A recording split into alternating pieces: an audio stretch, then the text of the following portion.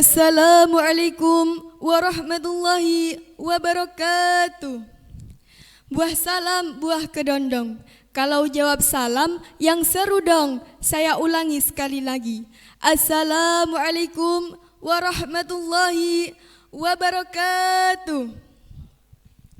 Innal hamdalillah nahmaduhu wa nasta'inuhu wa nastaghfiruhu billahi min sururi anfusina wa min sayyiati a'malina may yahdihillahu fala mudhillalah wa may yudlil fala hadiyalah. Asyhadu an la ilaha illallah wahdahu la syarikalah wa asyhadu anna Muhammadan abduhu wa rasuluh. Qala rabbi israh li sadri wa yassir li amri wahlul 'uqdatam min lisani yafqahu qawli, amma ba'd. Engkang kaula ta'zimi Ibu Hajah Zumratun Nasihah selaku Umul Ma'had Yayasan Pondok Pesantren Qomarul Hidayah.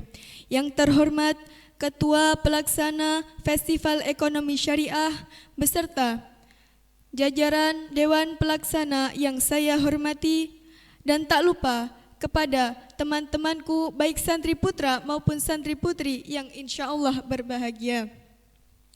Puji syukur kehadirat Allah Subhanahu wa Ta'ala yang telah melimpahkan nikmatnya kepada kita sehingga kita dapat berkumpul di majelis ini dalam keadaan sehat walafiat, tak kurang suatu apapun.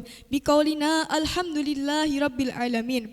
Salawat dan salam semoga tetap tercurahkan kepada junjungan kita Nabi Agung Muhammad sallallahu alaihi wasallam, Nabi yang menuntun kita ke jalan yang lurus menuju syurganya Allah Subhanahu wa Ta'ala. Dan semoga kita semua termasuk umat beliau yang kelak mendapatkan syafaat yaumil qiyamah. Amin amin ya rabbal alamin. Di sini saya akan menyampaikan pidato yang berjudul Bisnis Syariah Insyaallah Berkah. Hadirin wal hadirah rahimakumullah. Sebagai manusia, Allah menciptakan kita menjadi sebaik-baiknya makhluk. Firman Allah di dalam Al-Quran surah At-Tin ayat 4. Bismillahirrahmanirrahim. Laqad khalaqnal insana fi ahsani taqwim. Yang artinya sungguh Allah telah menciptakan manusia dalam bentuk yang sebaik-baiknya. Maka dari itu kita semua wajib untuk bersyukur atas apa yang telah Allah berikan. Hadirin yang berbahagia, sebagai manusia kita hanyalah makhluk sosial yang membutuhkan orang lain, yang harus saling tolong menolong satu sama lain. Di antaranya yaitu dengan melakukan transaksi, entah itu dengan teman maupun dengan saudara. Perlu kita ketahui, usaha tidak hanya menghasilkan keuntungan, tetapi juga sebagai sarana untuk mencari keberkahan. Sebagai umat Islam, kita pasti tahu siapa orang yang harus kita jadikan sebagai suri tauladan dalam dunia usaha. Siapa Pak, Bu? Nabi Muhammad sallallahu alaihi wasallam. Beliau telah mengajarkan kepada kita menjadi pengusaha yang amanah, menjadi pengusaha yang disenangi pelanggan, menjadi pengusaha yang dipercayai oleh investor, menjadi pengusaha yang mencapai keberhasilan di usia muda. Dan beliau juga mengajarkan kepada umatnya bagaimana cara berusaha yang sesuai dengan syariah dan penuh keberkahan. Shallu ala Nabi Muhammad. Ada 3 cara yang harus dilakukan oleh seorang pengusaha muslim. Yang pertama adalah niat. Innamal a'malu binniyat. Karena sesungguhnya setiap amal yang kita lakukan itu harus didasari dengan niat. Kemudian yang kedua, meninggalkan transaksi yang dilarang. Contohnya ketika kita mendapatkan akses modal yang berasal dari transaksi yang mengandung unsur riba, maka jangan diterima. Firman Allah, wa ahallallahu al-bai'a wa harramar riba. Mengapa? Karena riba hukumnya haram dan harus kita tinggalkan. Di dalam syariat Islam, transaksi terlarang itu terdiri dari beberapa hal. Yang pertama, haram zat, seperti menjual daging babi, menjual khamr, menjual bangkai, dan lain-lain. Kemudian yang kedua, tidak sah akadnya, seperti menjual burung yang masih terbang di atas langit. Kemudian yang ketiga, haram transaksi, yaitu seperti riba, gharar, dan juga maisir.